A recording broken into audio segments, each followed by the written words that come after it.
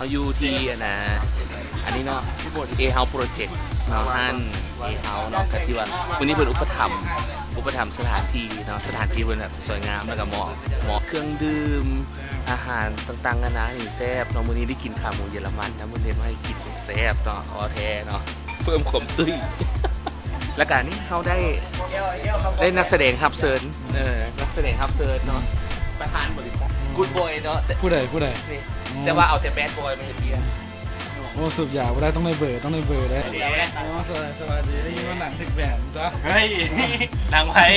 ตั้งไหมแอคชั่น